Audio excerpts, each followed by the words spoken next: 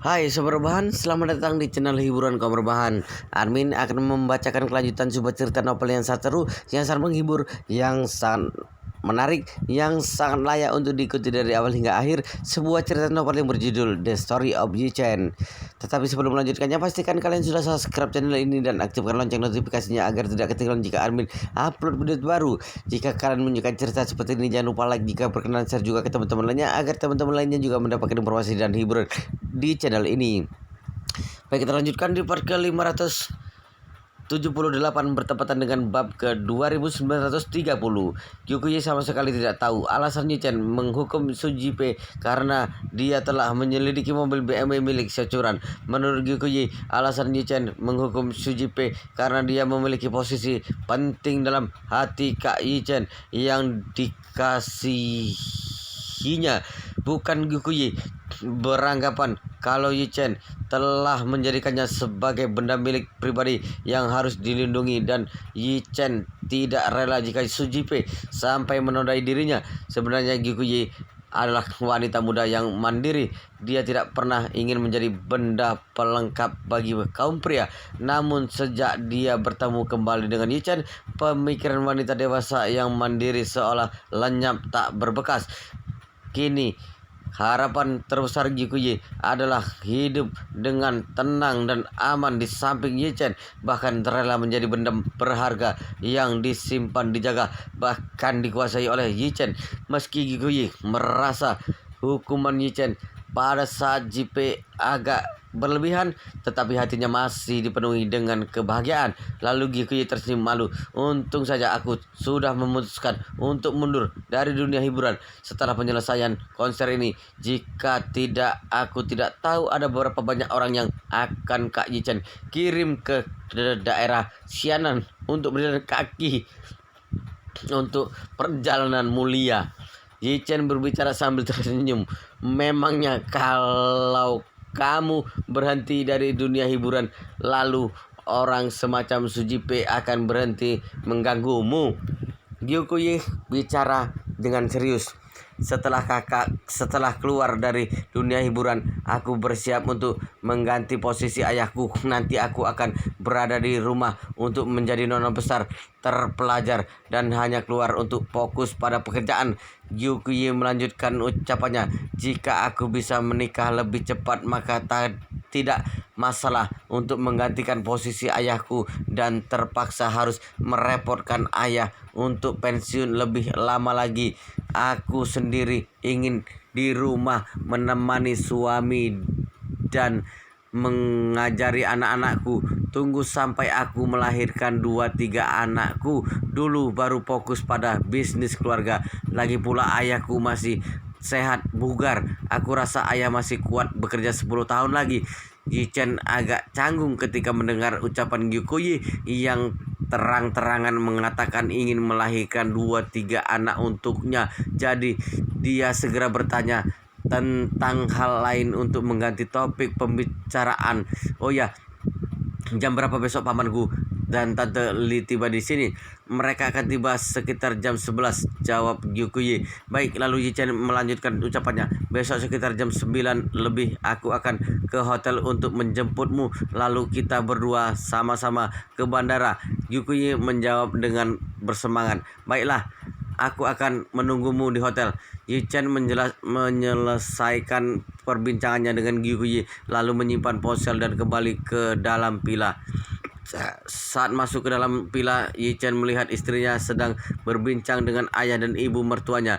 Securan segera bertanya ketika melihat Yi Chen berjalan masuk. Suamiku, besok adalah hari ulang tahunmu. Aku baru saja mendiskusikannya dengan ayah dan ibu. Kalau besok sore aku akan pulang lebih cepat. Lalu kita dapat makan enak berempat untuk merayakan hari ulang tahunmu. Bagaimana? Yi Chen tersenyum menjawab, boleh, makan seadanya saja. Tidak perlu terlalu repot-repot. Tidak bisa. Securan bicara serius. Ini adalah ulang tahun pertamamu setelah kita pindah ke rumah baru, jadi harus dirayakan dengan agak mewah. Ibu mertuanya juga ikut berbicara. Benar sekali menantuku.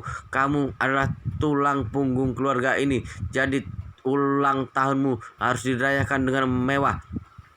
Xiao Changkun bicara dengan agak bersalah. Yichen, kamu dan Juran sudah menikah selama 4 tahun. Dalam 4 tahun ini, aku dan ibu mertuamu tak pernah bersama-sama merayakan hari ulang tahunmu. Aku sendiri merasa tidak enak hati.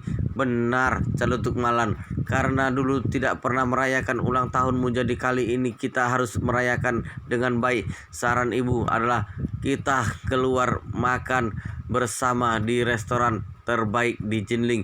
Tetapi Curan berkata merayakan ulang tahun di rumah jauh lebih berarti. Aku pikir benar juga. Dapat merayakan ulang tahun di rumah sendiri akan jauh lebih hangat. Jadi besok kita bertiga akan menyiapkan perjamuan ulang tahunmu dan menyiapkan sebuah ulang tahun yang hangat serta tak terlupakan padamu. Yi Chen merasa cukup terharu mendengar ucapan mereka. Yi Chen tidak terharu akan sikap Malan karena orang tamak sepertinya hanya menyukai uang saja.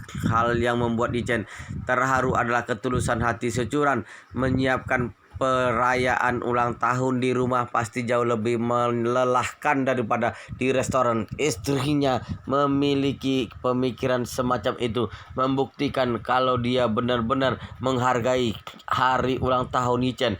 Lagi pula beberapa tahun yang lalu ketika Yichen masih belum punya apa-apa dan dipandang remeh oleh anggota keluarga yang lain, Xiao Churan juga selalu mengingat hari ulang tahunnya. Dia selalu membeli sebuah kue lalu mengajak Yichen makan di restoran yang tidak terlalu mahal dan mereka berdua makan dengan tenang. Yichen semakin terharu dan bersyukur akan sikap Securan yang selalu berada di sampingnya selama beberapa tahun ini. Kemudian Securan berkata kepada Yichen, "Suamiku, besok aku harus pergi ke kota tua. Siangnya aku akan pergi ke area pembangunan milik grup Dihau. Sorenya aku akan pulang lebih cepat. Sekitar jam 4 sore aku sudah dapat menyiapkan makanan malam. Besok siang kamu jangan makan terlalu banyak untuk persiapan makan besar di malam hari. Malamnya kita mulai lebih cepat untuk merayakan ulang tahunmu. Setelah itu kita berdua bisa pergi menonton konser Gyukuyi." Yi Chen mengangguk sambil tersenyum. "Tidak masalah, aku setuju." Selesai berbicara, Yi Chen melihat jam lalu berkata, "Curan, kamu temani ayah dan ibu nonton televisi. Aku mau mandi dulu." "Baik." Securan mengangguk lalu berbicara pada Secangkun dan Malan. Setelah melihat Yi Chen naik ke lantai atas, "Ayah, ibu, nanti malam kita sama-sama menemani Yi Chen untuk menyambut hari ulang tahunnya. Biasanya aku juga selalu menunggu hari hingga jam 12 malam untuk menjadi orang pertama yang mengucapkan selamat ulang tahun kepadanya. Tahun ini kita bertiga dapat bersama-sama menemaninya." "Baiklah," kata Marlan sambil bertepuk tangan. "Aku akan menunggu hingga jam 12 malam untuk menjadi orang pertama yang mengucapkan selamat ulang tahun pada menantu baikku." Xiao Changkun setuju saja, tetapi dia tidak henti merasa bersalah. "Aku sebagai seorang ayah merasa tidak enak hati jika mengingat sikapku pada Yi Chen selama beberapa tahun ini." Malan malah tidak memikirkan tentang hal itu dan terus berbicara tanpa henti.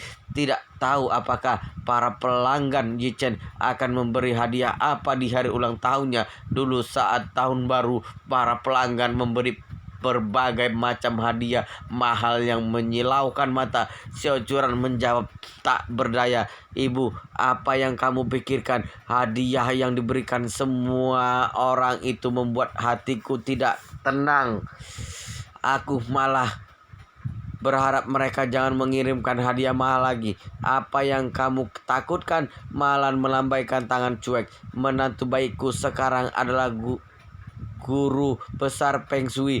Orang kaya paling suka menghormati ahli Feng Shui. Ahli King Gong sebelumnya adalah ahli King Gong yang sangat terkenal. dan para pelanggannya yang kaya raya membayar dia hingga puluhan miliar. Dia sangat hebat. Xiao Changkun bicara dengan serius. Orang itu adalah penipu. Bukankah dia sudah ditangkap polisi? Malan mengerutkan bibirnya sambil berkata, lalu apa hubungannya dengan menantuku yang baik? Menantu baikku melihat Feng Shui untuk para pelanggan, dan itu adalah keahlian hebat yang sebenarnya. Sambil berbicara, ekspresi wajah Malan tampak terharu. Bukankah ada pelanggan yang menghadiahkan kapal pesiar pada menantu baikku? Kakiku tidak terlalu leluasa, jadi tidak sempat menikmati kemewahan kapal pesiar itu. Semakin dipikirkan rasanya semakin menyesal. Xiao Changkun segera membalasnya, sungguh udara saat ini belum hangat. Memangnya kamu mau makan angin di atas kapal pesiar? Kalau mau pergi, tunggu sampai festival Qingming di bulan April. Mata Malan langsung cerah, lalu spontan berkata, bagus sekali. Gips kakiku sudah bisa dibuka saat festival Qingming. Selanjutnya Malan bicara pada si Curan. Curan, nanti tolong kamu atur agar menantu baikku mengajak kita menaik kapal pesiar untuk jalan-jalan. Setelah selesai mandi, Yi Chen melihat Curan masih belum kembali ke kamar. Lalu dia mengenakan pakaian tidur santai lalu menuju ke ruang tamu. Di ruang tamu, mereka sekeluarga sedang berbincang dengan riang. Xiao Changkun dan Malan selalu ribut, ingin pisah rumah seperti musuh besar. Jarang sekali mereka tidak saling menyindir dan bertengkar. Yi Chen turun lalu bertanya dengan penasaran, Curan, ayah, ibu, kenapa kalian belum kembali ke kamar untuk istirahat? Curan segera berdiri lalu merangkul tangan Yi Chen dan berbicara sambil tersenyum. Ayah dan ibu mau menemanimu menyambut ulang tahun. Kurang lebih dua jam lagi kamu akan segera berusia 27 tahun. Semuanya ingin menunggu untuk menjadi orang pertama yang mengucapkan selamat ulang tahun kepadamu. Yi Chen tersenyum lembut dan berkata, terima kasih istriku, terima kasih ayah, ibu. Malan bicara dengan manis untuk menyenangkan Yi Chen. Menantuku yang baik, untuk apa kamu segan-segan begitu seperti orang luar saja? Selesai berbicara, Malan segera bertanya, benar juga menantu baik. Menantuku, besok adalah hari ulang tahunmu. Apa para pelangganmu akan memberi hadiah seperti tahun baru kemarin? Yi Chen tercengang. Dia juga tidak tahu apa Chen Jekai dan yang lainnya akan memberi hadiah atau tidak. Namun Yi Chen sendiri cukup merasa terganggu dengan cara mereka yang memberi hadiah secara rombongan. Yi Chen memutuskan kalau nanti dia akan berpesan pada Chen Jekai agar memberitahu orang-orang yang sudah menyiapkan hadiah jangan mengantarkannya ke rumah. Lalu Yi Chen mengeluarkan ponsel dan mengabari Chen Jekai sambil berkata pada Malan, ibu mertua tahun baru mengirimkan hadiah. Karena tahun lalu aku sudah banyak membantu mereka, jadi mereka semua datang bersama-sama, datang untuk mengungkapkan rasa terima kasihnya. Soal ulang tahun, mereka pasti tidak akan datang karena mencari uang juga tidak mudah bagi mereka. Ekspresi wajah Malan tampak kecewa mendengar penjelasan Yi Chen. Aku pikir besok mereka juga akan datang. Kalau begitu, aku akan bersabar menanti akhir tahun saja. Curan menggeleng tak berdaya mendengar ucapan ibunya. Kemudian mereka sekeluarga lanjut berbincang dengan tenang. Curan dan Xiao Changkun bercerita tentang situasi kerja mereka masing-masing. Curan belakangan agak sibuk, tetapi malah membuatnya merasa bersemangat. Meski sebelumnya Curan telah bekerja selama bertahun-tahun, tetapi dulu dia selalu bekerja di grup Xiao. Curan harus menghadapi pandangan meremehkan dari nyonya besar dan harus dipojokkan oleh Xiao Hailong dan Xiao Wei.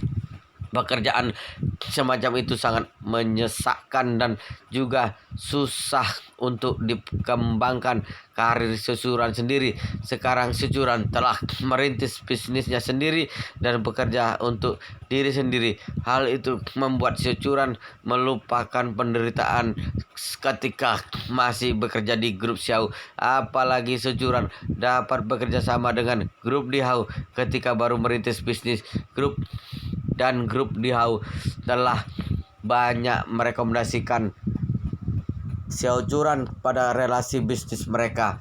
Jadi dia mulai merasa bisnis yang dirintis akan segera berhasil dan membuatnya semakin bersemangat setiap harinya.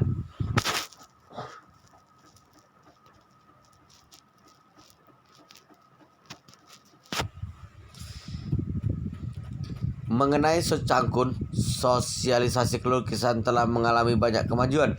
Sekarang Secangkun, wakil ketua di asosiasi lukisan mereka, telah dipercaya oleh orang banyak dan mulai terkenal serta memiliki dampak berarti bagi sosialisasi mereka. Secangkun dengan bersemangat dan gembira bercerita tentang pekerjaannya. Dalam beberapa waktu dekat ini kami sedang bersiap membangun image kota bersejarah bagi kota Jinling.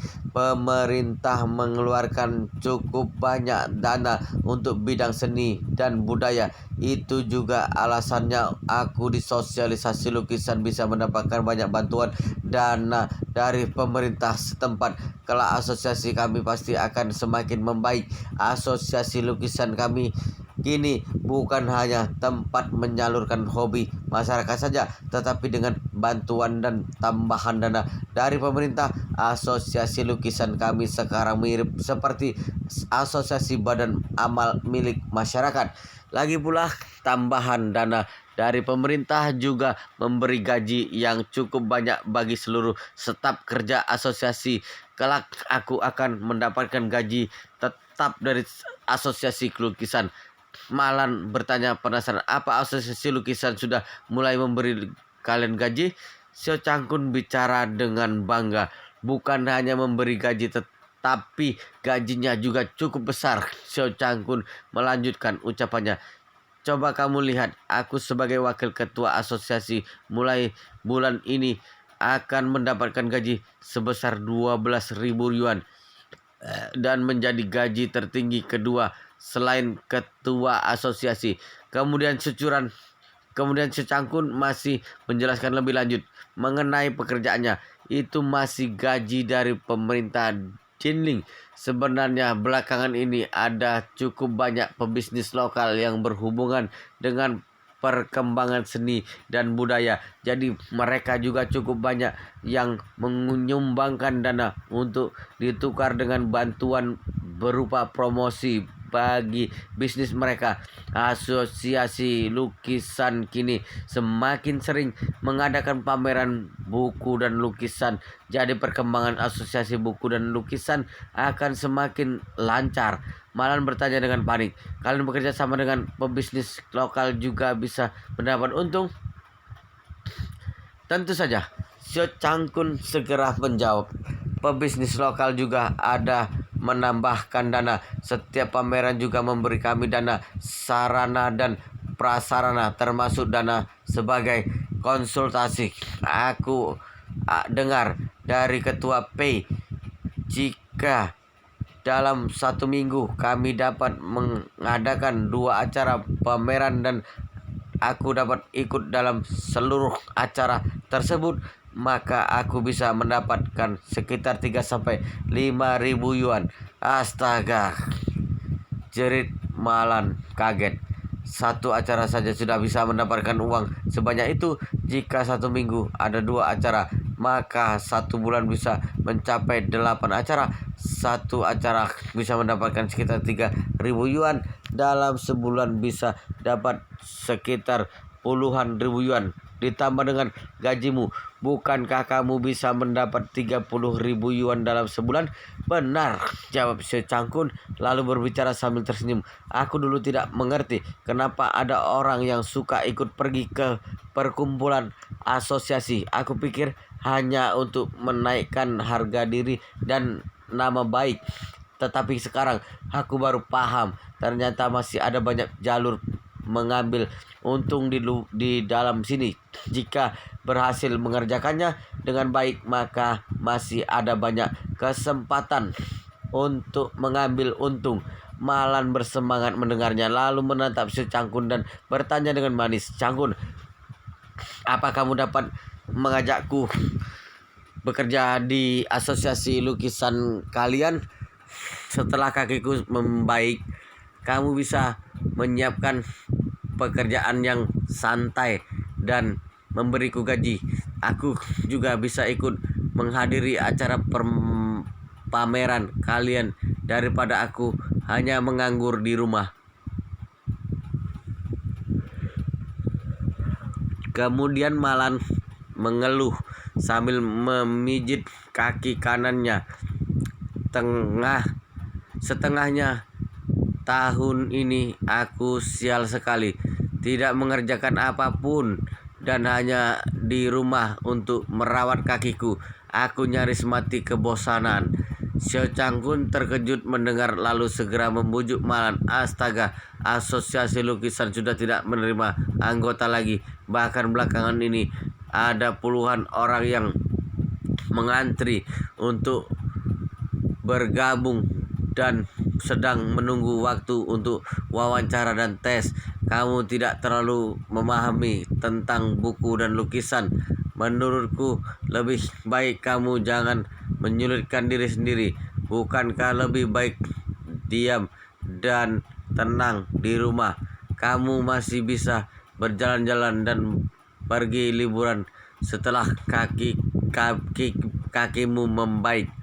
Kalau dulu Xiao Changkun pasti sudah menyindirnya. Dasar ibu tua, pemarah, orang semacam kamu masih mau masuk asosiasi lukisan, kamu pasti sudah gila. Namun Xiao Changkun tahu jelas jika sekarang dia berkata seperti itu, maka Malan pasti akan bersikeras untuk datang ke asosiasi lukisan. Jadi Xiao Changkun hanya dapat membujuknya secara baik-baik. Meski begitu, Malan masih tidak puas dan bicara dengan dingin. "Kenapa kamu sedang memandang remeh diriku, Xiao Changkun? Kamu saja bisa masuk ke sana sebagai wakil ketua. Apa kamu pikir aku tidak punya kualifikasi untuk menjadi anggota asosiasi? Jangan pikir aku tidak tahu caramu mendapatkan posisi wakil ketua itu. Bukankah karena asosiasi kalian menghormati menantuku yang baik? Aku tidak orang tidak kompeten sepertimu pasti sudah sejak awal dikucilkan oleh mereka. Maka mungkin kamu bisa Mana mungkin kamu bisa terpilih sebagai wakil ketua asosiasi buku dan lukisan?" Wajah si Cangkun agak memerah dan berpikir dalam hati, "Malan wanita galak ini ada benarnya juga. Dulu aku memang dikucilkan oleh mereka. Untung saja Yichen membantuku di Mansion Tianxiang. Setelah ketua P melihat Tuan Hongwu bersikap hormat dan sopan kepadaku, lalu dia segera mendekatiku dan memberiku posisi wakil ketua padaku. Tapi ucapan Malan terlalu kasar. Apanya yang tidak kompeten? Apa orang tidak kompeten masih bisa menjadi wakil ketua?" Malan melihat Su Cangkun terdiam lalu lanjut berbicara. "Karena kamu tidak mau membantu, maka aku akan terus memantau baik, mencari menantu baikku untuk membantu. Siapa tahu sampai saatnya tiba, aku juga bisa menjadi wakil ketua juga. Lalu kita sepasang suami istri akan menjadi legenda di asosiasi lukisan." Xiao Changkun terkejut sampai nyaris tak dapat mengendalikan diri. Dia tahu kalau Yichen punya kemampuan itu selama Yichen buka mulut, maka tidak sulit bagi Malan untuk menjadi wakil ketua. Kalau begitu, Malan pasti akan terus-menerus mengikutinya, dan Xiao Changkun tidak akan punya kesempatan untuk mendekati Han Meking. Xiao Changkun segera membujuknya begitu mendengar ucapan Malan. Astaga istriku, sekarang pekerjaanku sekarang mengalami peningkatan, tetapi jika kamu masuk karena memiliki koneksi denganku lalu bekerja sebagai partnerku, bagaimana orang lain akan memandangku? Bukankah aku akan menjadi orang yang mengandalkan kesulitan untuk melakukan nepotisme? Jika kamu benar-benar mendukung pekerjaanku, maka kamu seharusnya menjaga jarak denganku. Selesai berbicara, Xiao Changkun dapat melihat raut wajah Malan berubah semakin buruk. Lalu Xiao Changkun berbicara dengan kesal. Begini saja, kelak kamu tidak perlu ke asosiasi buku dan lukisan. Bagaimana kalau aku akan membagi setengah gajiku padamu dan kamu dapat menggunakan uang itu sesukamu. Mata Malan langsung tampak cerah begitu mendengar kata uang, lalu spontan berbicara, tidak bisa berikan semua gajimu untukku. Xiao Changkun menghentakkan kaki sambil menahan kesal, lalu menjawab singkat begini. Sebenarnya mereka sekeluarga sekarang bergembira menunggu datangnya jam 12 malam. Namun Xiao Changkun tak menyangka Malan berhasil mengambil seluruh gaji miliknya karena tak dapat mengendalikan diri, dan setelah omongannya tentu kondisi pekerjaan barunya. Hati Xiao Changkun terasa sangat sakit dan mulai mengintrospeksi diri kenapa dia bisa kalah di mata Malan. Lalu dia menyadari kalau Malan memiliki sebuah kemampuan semacam itu. Meski otak Malan tampak bodoh dan hanya mengandalkan sikap tak tahu malu dan galak, namun Malan sebenarnya selalu punya cara untuk mencengkram kelemahan Xiao Changkun dan langsung membuatnya kalah. Setelah memikirkan pemikiran mereka selama 20 tahun ini, Xiao Changkun merasa semakin putus asa karena selama ini dia segera kalah pada Malan. Setengah dari masa hidupnya telah dikuasai oleh Malan tanpa keampunan untuk berontak. Yichen menghela napas tak berdaya seketika melihat Xiao Changkun tampak muram, sementara Malan yang berada di sebelahnya kelihatannya sangat bangga. Yichen semakin yakin kalau ayah mertuanya ini benar-benar orang yang tak berguna, pria paruh baya yang pengecut, tak punya kemampuan, tidak cerdas, dan tidak bisa berbohong. Selain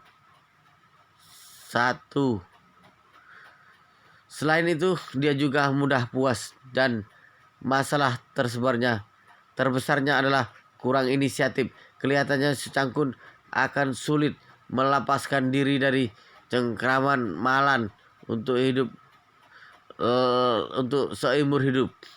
Securan juga tidak dapat melihat suasana hati ayahnya yang buruk, lalu segera mengubah topik pembicaraan dan berkata kepada Yichen, benar juga suamiku. Tadi kata ibu tunggu setelah kakinya membaik. Dia ingin merasakan rasanya perjalanan dengan kapal pesiar. Tidak tahu kamu sempat atau tidak? Pasti sempat, jawab Yichen seadanya dalam berkata, Nanti tunggu kaki ibu membaik. Kita bisa berjalan-jalan di laut setelah udara menghangat. Malan langsung tersenyum riang setelah mendengar jawaban Yi Chen, lalu segera berkata, "Bagus sekali, aku sudah hidup setua ini, tetapi masih belum pernah naik kapal pesiar." Malan yang sedang riang gembira spontan berkata, "Benar juga, apa kata bisa berjalan-jalan naik kapal pesiar ke daerah selatan lalu berlibur di Pulau Nahan?" Yi Chen mengangguk lalu menjawab, "Tidak masalah, dari pelabuhan ke Nanhai juga tidak terlalu jauh. Jaraknya sekitar 2.000 kilometer. Jika naik kapal pesiar kira-kira 3 hari sudah sampai." Malan semakin bersemangat, lalu bertepuk tangan riang. "Bagus sekali. Aku tidak pernah pergi ke Nanhai. Beberapa tahun yang lalu, Nyonya Besar Xiao mau pergi ke Nanhai untuk melewati musim dingin. Tetapi dia selalu membawa securan untuk keluarganya. Dan keluarganya sama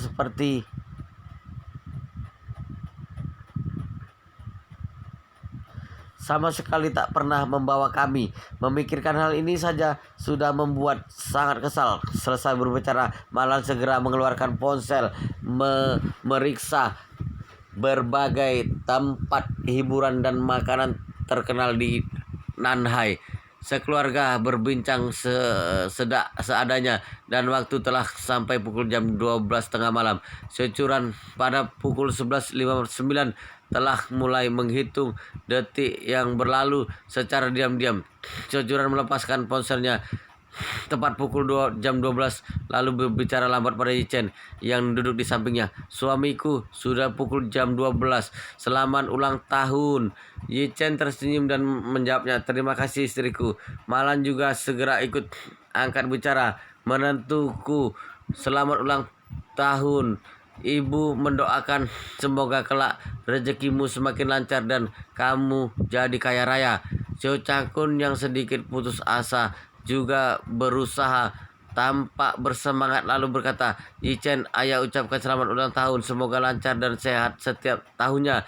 Yi Chen berterima kasih pada kedua mertuanya, lalu ponsel Yi Chen mulai bergetar tanpa henti. Puluhan jenis pesan dan WeChat masuk beruntun tanpa henti-henti. Yi Chen membuka ponselnya lalu melihat ada berbagai pesan yang masuk tepat pukul jam 12 malam. Tidak aneh jika pesan itu masuk dari Chen Jekai, Hong Wu, Ken Geng, namun Song Wanting, Kin Aksu, Chen Aksu, Dong Rolin, Wang Dongsu, dan itu nanaku juga mengirim pesan selamat ulang tahun kepadanya.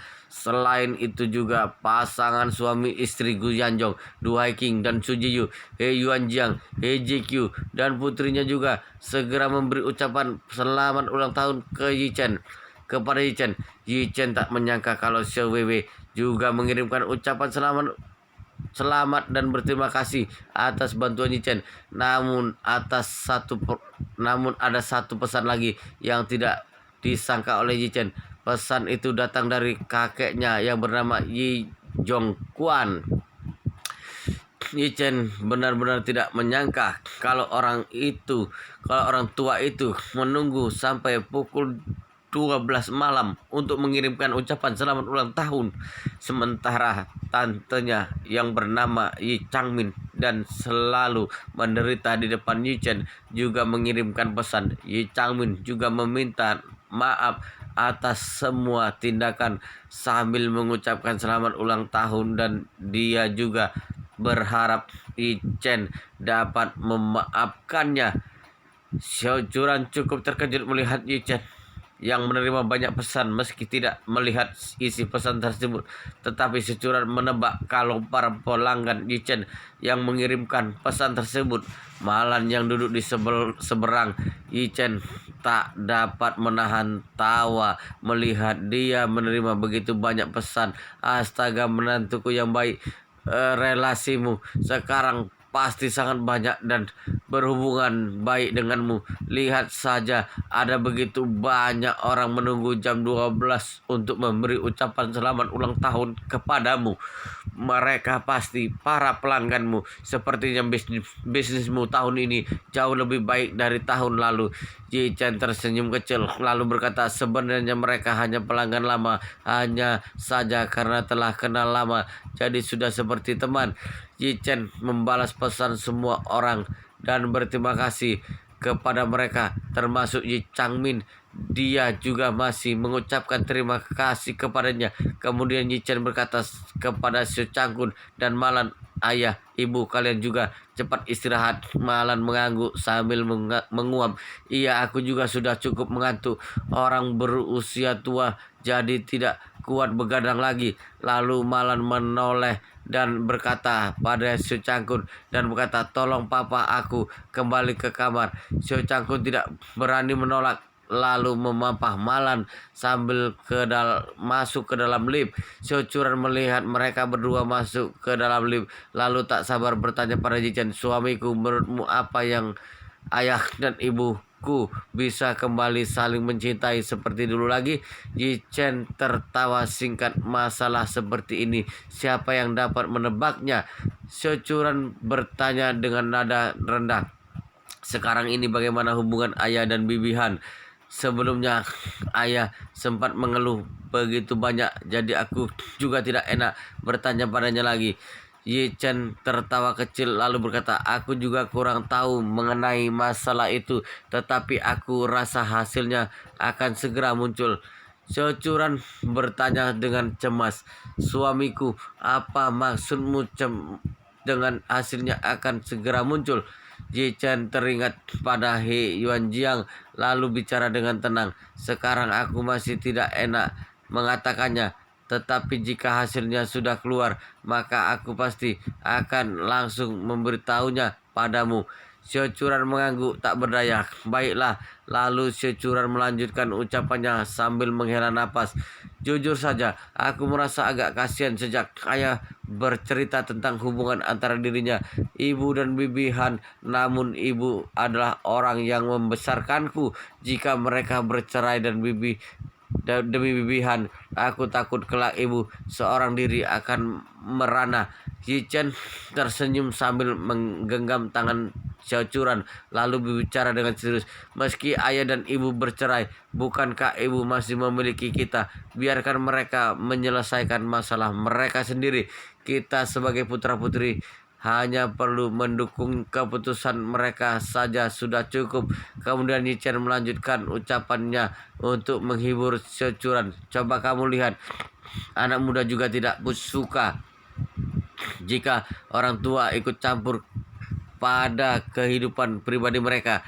Orang tua juga sama saja, jadi kita juga tidak perlu terlalu mencemaskannya. Xiu Churan mengangguk perlahan dan perasaannya terasa jauh lebih baik. Kemudian dia menggandeng tangan Yi Chen sambil berkata, baiklah, aku akan mendengarkan nasihatmu. Biarkan mereka sendiri yang memutuskannya. Ayo kembali ke kamar untuk istirahat. Esok pagi, Yi Chen dan Xiu Churan menyantap sarapan masing-masing. Sama seperti kemarin, Yi Chen mengantar istrinya tersebut ke kediaman tua di kawasan kota tua dengan mobil. Xiu Churan bilang, duhai King, menaruh perhatian yang sangat besar dalam renovasi bangunan rumahnya. Dalam hal kecil sekalipun, wanita parubaya itu tak ragu untuk menghabiskan biaya yang banyak. Di dalam mobil, Xiu Churan dengan semangat berkata pada Yi Chen, Bibidu, klien aku yang kamu jumpai kemarin itu kelihatannya sangat royal. Mulanya aku memberinya proposal sekitar 2 juta yuan lebih. Sebenarnya biaya renovasi untuk rumah lama seperti itu sudah lebih dari cukup, tapi dia terus-menerus mengganti isi proposal sehingga kisarannya bertambah 10 juta yuan. Orang kaya memang tidak peduli dengan biaya semahal apapun, ya. Padahal harga rumah itu di pasaran juga tidak akan melebihi dari 1 juta yuan. Terlebih lagi, pihak pemerintah juga tak mengeluarkan izin untuk pembangunan untuk pembangunan ulang, apalagi melakukan perombakan besar-besaran. Tapi klienku itu justru rela menghabiskan uang sebanyak itu untuk memperbaiki dekorasi ruangan dengan uang 10 juta yuan. Dia sudah sanggup membeli seisi gang perumahan itu. Aku benar-benar tak mengerti dengan cara berpikirnya. Yi Chen tersenyum sekilas kemudian menjawab, mungkin rumah itu punya arti yang spesial baginya. Maka dari itu dia rela menghabiskan uang banyak untuk mengubahnya menjadi lebih bagus. Itu masuk akal juga. Benar ucap Syucuran. Bibi Du pernah bilang kalau dia akan menghabiskan masa tuanya di rumah itu. Tapi dari logat bicaranya sepertinya dia dari kota Yanjing. Kenapa dia malah memilih untuk menikmati masa pensiunnya di Jenling? Syucuran lanjut berkata, oh iya, putri Bibi Du juga akan tinggal dengannya di sini. Logat putrinya itu juga seperti penduduk Yanjing. Ye Chen mengangguk sambil tersenyum. Sebenarnya kehidupan di Jenling lebih baik dari Yanjing.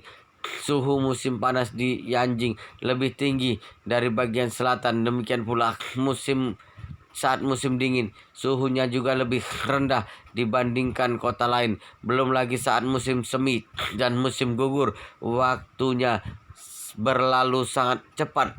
Baru masuk bulan 10 sekejap saja cuacanya sudah menjadi dingin. Setelah masuk bulan 3 atau 4 baru lebih hangat. Yang terpenting suhu udaranya juga sangat kering. Setiap hari akan ada angin besar. Beberapa tahun yang lalu juga ada badai pasir. 2 tahun belakangan ini keadaannya lebih mendingan, tapi dari segi lingkungan wilayah mereka sana lebih kurang dari wilayah selatan. Lihatlah kota Jinling. Kota ini udaranya sejuk dan segar. Pergantian pada setiap musim juga stabil. Syucuran tak kuasa menahan tawanya. Dari kalimatmu tampaknya kamu sangat paham dengan situasi di kota Yanjing. Apa kamu pernah tinggal di sana? Yi Chen tertawa. Bukankah beberapa waktu yang lalu aku pernah ke sana untuk membantu klienku meramal Feng Shui? Klien itu yang menjelaskan padaku. Katanya orang yang tinggal di bagian utara pasti mendambakan kehidupan pada bagian selatan. Contohnya orang timur laut. Penduduk di sana sangat suka bermain ke Nenhai. Syucuran mengangguk dan membalas, benar. Benar juga apa katamu. Cuaca di Jenling memang lebih bagus. Sepertinya Bibi Du memiliki kesan yang amat baik kepadamu. Dia berulang kali mencari tahu tentang dirimu denganku. Setelah mendengar kalau kamu adalah ahli Feng Shui, dia bilang ingin meminta bantuanmu untuk mengecek kondisi rumahnya. Jika ada waktu, kamu masuk saja ke rumah Bibi Du dan melihat-lihat. Orangnya juga lumayan ramah. Yi Chen spontan mengernyitkan alisnya. Padahal Du Haiking sudah tahu tentang identitasnya yang sebenarnya. Mengapa dia masih mengucapkan hal tersebut pada Syucuran? Sembari memikirkan alasannya, Yi Chen menjawab dengan santai, terakhir kali ke sana aku sudah melihatnya secara sekilas. Letak Feng Shui rumah itu lumayan bagus. Tak perlu perubahan apapun. Bila ingin mengaturnya sesuai ilmu Feng Shui, nanti setelah selesai renovasi saja kita lihat kira-kira apa yang kurang. Baiklah. Syucuran tak sadar bahwa Yi Chen tengah menepis tawaran tersebut. Dia hanya mengangguk dan menjawab, setibanya di sana aku akan kusampaikan pada Bibi Du. Yi Chen mengantar Syucuran hingga depan pintu rumah. Kebetulan Du Haiking keluar dari ruangan saat melihat Syucuran turun mobil. Dia pun tersenyum dan dengan lebar. Curan, kamu sudah datang. Syucuran tersenyum dan berkata, Bibi Du, apa kabar? Saya telah membawakan proposal yang baru. Akan saya tunjukkan kepada Anda. Baik. Du Haiking mengangguk, melambaikan tangan kepada Yi Chen yang duduk di balik kemudi dengan penuh senyum. Halo Tuan Yi, kita berjumpa lagi. Yi Chen menurunkan kaca jendela membalas sapaan Du Hiking dengan senyum. Bibi Du, apa kabar? Maaf, aku masih punya urusan, jadi tidak turun mobil lagi. Du Hiking refleks mengangguk. Tidak apa-apa, kamu bereskan saja pekerjaanmu. Curan aman bersamaku. Yi Chen mengangguk, namun sebenarnya dirinya agak kaget. Terakhir kali Du Hiking masih memanggil nama lengkap Securan, tetapi sekarang wanita itu sudah memanggil dengan begitu akrab. Tampaknya keduanya lumayan cepat akurnya. Selama ini Yi Chen tak pernah meragukan sifat serta karakter Du Hiking. Namun kali ini wanita parubaya tersebut kelihatannya sengaja ingin mendekati Securan. Perasaannya jadi agak cemas. Dia khawatir Du Hiking akan punya rencana buruk untuk membeberkan semuanya pada sang istri.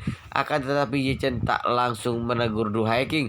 Dia percaya ibu dan Sujiyu ini masih dapat bertindak secara rasional. Selesai berpamitan dengan mereka berdua, akhirnya dia menuju ke Hotel Buckingham Palace. Usai menjemput Gu Qiuyi, mereka akan sama-sama menjemput Gu Yanzhong serta Lin Wan Qiu. Setibanya di hotel, Yi Chen langsung naik ke kamar Gu Qiuyi. Ketika sampai di depan kamar, pintu tersebut terbuka dari dalam. Saat itu pula manajer Gu Qiuyi, Chen Duoduo, yang mengenakan seragam dengan logo perusahaan mereka sedang menarik sebuah koper berukuran besar. Ketika hendak berjalan keluar kamar, Gu Qiuyi berteriak dari dalam, "Duo-duo, setelah sampai di lokasi konser, jangan lupa taruh benda kesayanganku itu di dalam ruangan rias."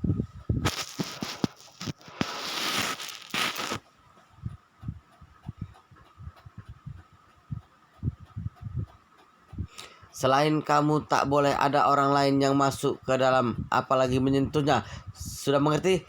Chen Duoduo menjawabnya dengan jengkel. Ya ampun, aku sudah tahu. Kamu sudah mengatakannya sejak tadi pagi. Bikin kesal saja.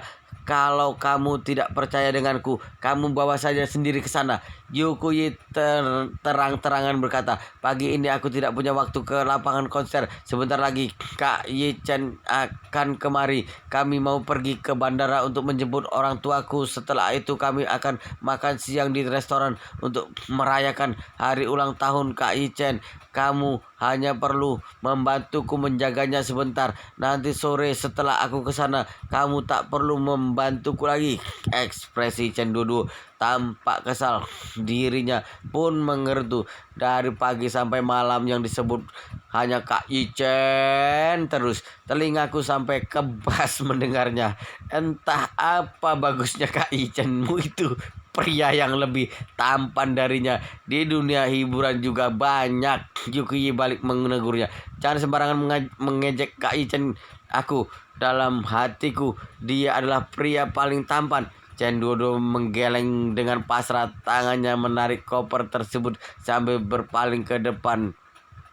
Aku malas berdebat dengan wanita yang lagi kasmaran sepertimu. Sekarang juga aku harus pergi ke lokasi konser. Masih ada pekerjaan yang harus kubereskan di sana. Usai bicara, dia pun berjalan keluar. Saat mendongakkan kepala, dia melihat sosok Yi Chen di depan kamar. Tiba-tiba berpapasan dengan Yi Chen. Begini membuat Chen Duoduo amat terkejut. Tak disangka dia akan bertemu dengan pria yang barusan mereka bicarakan tadi. Perasaannya jadi tidak karuan. Ditambah lagi ini pertama kalinya Chen Duoduo melihat wajah Yi Chen dalam jarak sedekat ini. Paras rupanya yang dimiliki Yi Chen tampak begitu sempurna di mata Chen Duoduo. Tiba-tiba saja detak jantungnya berdegup lebih kencang dari sebelumnya. Pipi serta telinganya sekejap berubah merah. Kini Chen Duoduo sadar bahwa omongannya tadi agak kurang pantas bila didengar oleh orang yang bersangkutan. Dia pun berpikir dalam hati, sebenarnya di dunia hiburan juga jarang ada artis setampan Yi Chen. Andai pun ada, kemungkinan besar itu adalah hasil operasi plastik. Terkadang artis pria bahkan bisa lebih cantik dari artis wanita. Jarang ada ada yang tampan sekaligus gagah seperti Yi Chen ini. Yi Chen tak sengaja berpapasan dengan Chen Dudu di depan kamarnya Gikuyi. Ketika melihat Chen Dudu yang bengong menatapnya, dia sengaja berdehem di depannya. Nona Chen, apa kabar? Saat itu pula Chen Dudu baru tersadarkan dari lamunannya. Dirinya jadi agak salah tingkah setelah terpaku memandang wajah tampan Yi Chen. Itu sekejap dia tak tahu harus berkata apa. Bibirnya terbata-bata tak jelas. Ya, kenapa kamu bisa di sini? Aku mau jemput Anan. Melihat tampang Chen Dudu yang agak kalap, Yi Chen pun balik bertanya, kenapa kamu begitu takut denganku? Aku juga tak akan memakanmu. Yi Chen Dudu mengusap-usap dadanya dengan berusaha menenangkan dirinya. Dia sengaja menaikkan nada bicaranya pada Yi Chen. Kamu memang tak akan memakanku. Yang kutakutkan adalah bila aku salah bicara padamu, harimau betina galak yang di dalam akan memakanku. Dari dalam kamar Gikuyi dapat mendengar perkataan Chen Dudu secara samar. Dia spontan berteriak, Dodo, kamu sedang bicara dengan siapa? Kamu sebut aku harimau betina, meminta dihajarnya. Setelah mengatakannya, Gikuyi segera berlari keluar. Ketika melihat Yi Chen, matanya langsung berbinar-binar dengan semangat berseru, Kak Yi Chen, kenapa tidak bilang padaku kalau kamu sudah sampai? Tanpa menunggu jawaban dari Yi Chen, dia langsung berkata kepada Chen Dudu, astaga Dudu, kamu cepat berangkat sana. Jangan sampai pekerjaanmu terbengkalai. Cepat buruan pergi. Hati-hati di jalan. Selanjutnya Gikuyi merangkul lengan Yi Chen dan berkata, Kak Yi Chen, ayo masuk dulu. Tunggu aku sebentar ya. Aku pakai dandanan dulu. Habis itu kita berangkat. Gikuyi membawa Yi Chen masuk kamar dan menutup pintu rapat-rapat. Chen Dudu hanya bisa mendesah melihatnya. Dasar wanita genit. Teman sendiri langsung dilupain. Usai berbicara, dia pun pergi dari hotel dengan koper di tangannya. Di dalam kamar Gikuyi,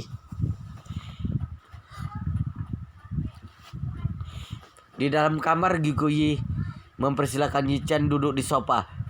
Dia lalu berkata, Kak Yi Chen, tunggu aku sebentar ya. Berapa menit saja, aku juga bakal siap.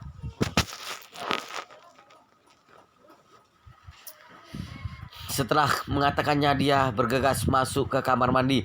Yi Chen mengeluarkan ponselnya dan menghubungi Chen Jekai. Sesudah mengkonfirmasi persiapan mobil yang disediakan, dia pun kembali menunggu Gikuyi berberes-beres. Tak lama mereka berdua sama-sama meninggalkan kamar hotel, sama seperti jadwal penjemputan Gikuyi tempo hari. Dengan mengandalkan koneksinya di bandara, Chen Jekai memikirkan beberapa mobil di tempat pemberhentian pesawat selanjutnya. Mereka tinggal menunggu pesawat Gu Yanzhong dan Lin Wanqiu mendarat. Pukul 10.40 pesawat Boeing 737 model terbaru mendarat di lapangan Bandara Udara Jining. Setelah mengalami berbagai perombakan sekaligus perubahan pada unit mesin, maskapai yang kapasitasnya maksimal hampir mendekati 2.200 penumpang itu telah menjadi pesawat milik pribadi, di mana izin penerbangannya dapat menjangkau seluruh negara di dunia.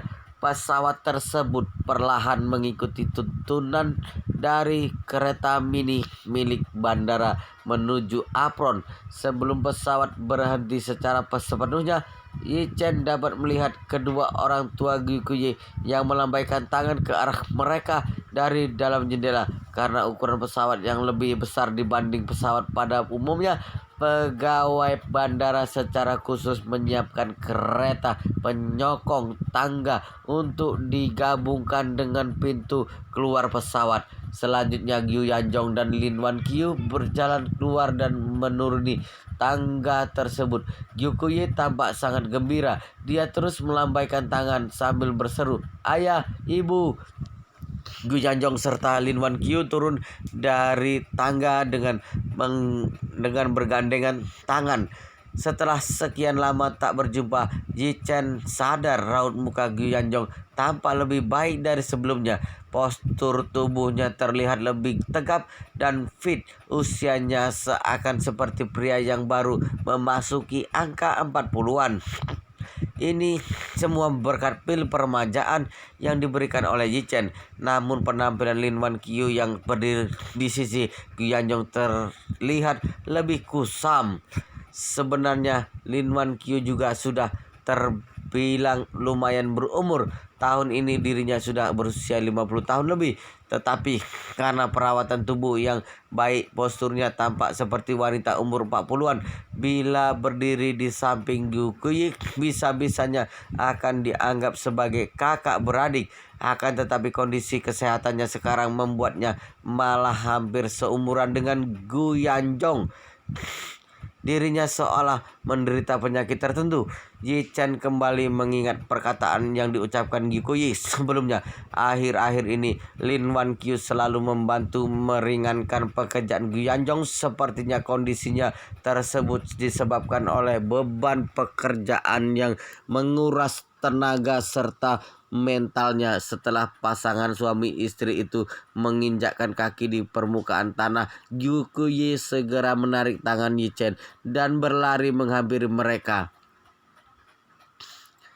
Yi Chen dengan santun berkata, "Paman Gu Bibilin, maaf kalian sudah repot-repot harus menempuh perjalanan yang jauh kemari." Gu Yanjong tertawa terbahak-bahak. "Yi Chen, kamu itu penyelamat hidupku. Ini hanya hal kecil, tak perlu sungkan dengan kami." Lin Wan Qiu turut tersenyum. "Benar Yi Chen, Paman Gu terus menantikan hari ini, di mana kami bisa merayakan ulang tahunmu bersama-sama. Sepanjang perjalanan kemari dia yang paling bersemangat." Gu Kuyi langsung bertanya, "Ayah, di mana kue tar yang kupesan? Ada dibawakan?" Gu Yanjong tersenyum menjawab, "Tentu saja ada. Mana mungkin aku lupakan pesanan dari putriku kesayanganku ini. Kuenya ada di dalam kabin penyimpanan pesawat. Aku juga minta pramugari pesawat untuk membantuku menyimpannya dalam kulkas dengan suhu dingin. Pengemasannya juga sangat bagus dan tahan. Jadi tak mungkin ada yang lecet. Nanti akan ku minta anggota kita untuk mengantarkannya ke restoran." "Bagus sekali." Gu Kuyi menghela napas lega. Dia lalu kembali melirik Yi Chen.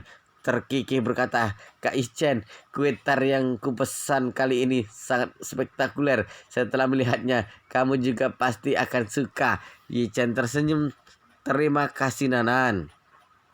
Gu Kuyi tersipu menjawabnya, "Kamu tak perlu begitu segan denganku." Yi Chen memandang pasangan Gu Yanjong serta Lin Wan Qiu dengan senyum berkata, "Paman Gu Bibilin, mari kita berangkat ke restoran. Aku sudah mempersiapkan semuanya di sana."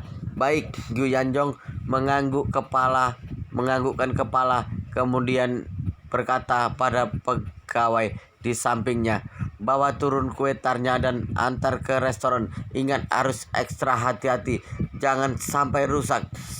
Sejumlah pegawai tersebut buru-buru mengangguk. "Tuan Gu, Anda tenang saja. Kami pasti akan mengantar kue itu selamat sampai tujuan." Gu Yanjong perlahan mengangguk dengan puas, kemudian berkata pada Yi Chen serta Gu Kuyi, "Mari kita berangkat." Gu Kuyi kembali bertanya, "Ayah, sudah jauh-jauh kemari. Apa ayah tidak memberikan hadiah untuk Kak Yi Chen?" "Tentu saja ada. Kamu kira ayah adalah orang yang